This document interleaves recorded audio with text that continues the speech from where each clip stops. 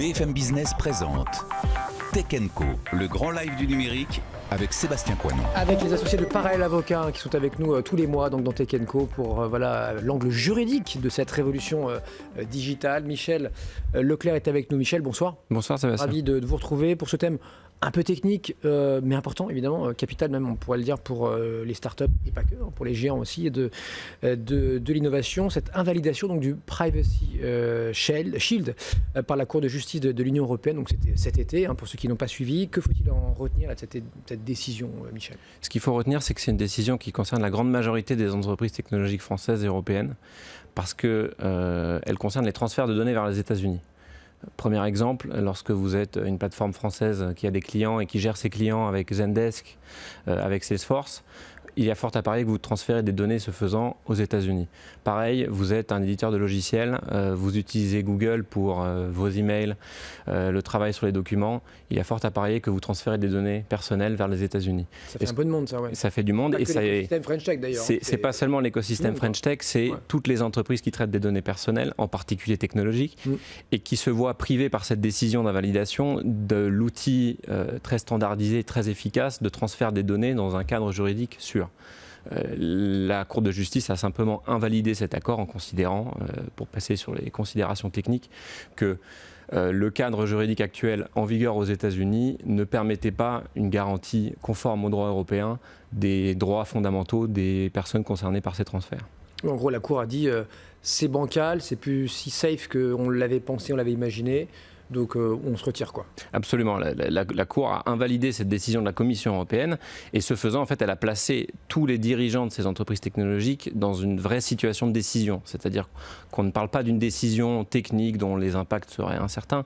Nous, chez Parallèle Avocat, on considère que la réalité de cette décision, c'est que la majeure partie des transferts de données vers les États-Unis ne sont plus valides au sens du droit des données personnelles européen et qu'il y a des actions à prendre. La première, c'est d'évaluer quels sont ces transferts que nous, en tant qu'entreprise, on fait, et ensuite de demander aux prestataires ou sous-traitants qu'on a aux États-Unis de rapatrier ces données vers des serveurs européens, parce que la majeure partie des entreprises technologiques américaines ont aussi elles sont implantées. Des données c'est pas en France, c'est en Irlande, etc. Absolument. Oui, mais ça, on est sûr de ça. C'est-à-dire que si Microsoft vous dit j'ai un data center, j'ai des data centers à Dublin ou j'en sais rien en Pologne, est-ce qu'il n'y a pas une copie quand même qui traîne aux US ? Ça, on ne peut pas évidemment savoir, mais c'est une garantie pour l'entreprise qui transfère d'avoir quelque chose qui certifie que vous avez localisé vos données en Europe.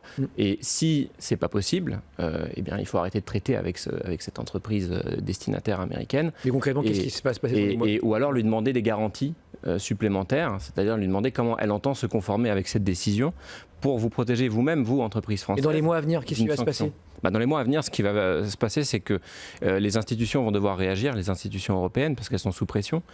Max Schrems et son association, qui sont eux-mêmes à l'origine de la décision, ont déjà déposé plus de 100 plaintes auprès des CNIL européennes, en considérant que tous les transferts de données vers les États-Unis étaient illégaux du fait de cette décision.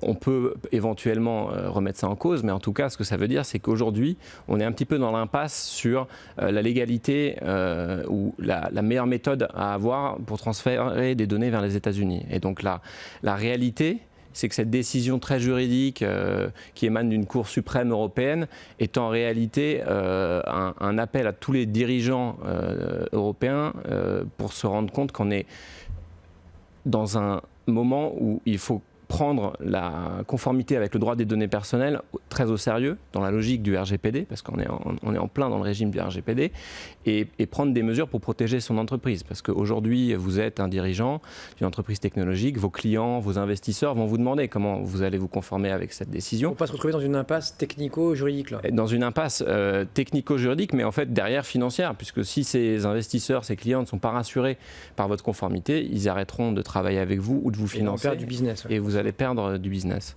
Donc on a une vraie prime en fait à la conformité aujourd'hui avec le RGPD, et on se rend compte aussi au fond que le droit des données personnelles est devenu un outil politique.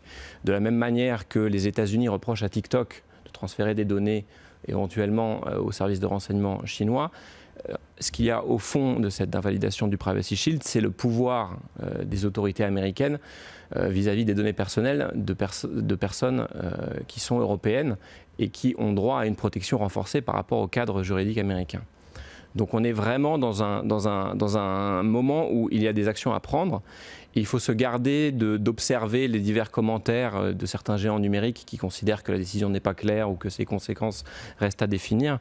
En réalité, nous, chez Parallèle Avocat, on considère qu'il y a des vraies mesures à prendre, comme je vous l'ai décrit. Oui, c'est un mal pour un bien. Une décision qui paraît radicale comme ça, ben en fait, elle appuie là où ça fait mal. Et donc, elle appuie là où ça fait mal. Elle appuie sur les différences entre le cadre juridique européen et américain en termes de protection des données. Et elle invite soit à un nouveau Privacy Shield revisité, revu à l'aune de cette décision, ou alors, en tout cas, à des lignes directrices très claires du Comité européen de protection des données sur la manière dont on peut utiliser un autre outil qui s'appelle les clauses contractuelles type, avec des garanties à obtenir vis-à-vis des destinataires de données. Donc c'est une vraie décision prise à la mi-juillet qu'il faut prendre en compte et sur laquelle il faut être capable d'avoir un discours et des actions à démontrer quand on est un entrepreneur technologique.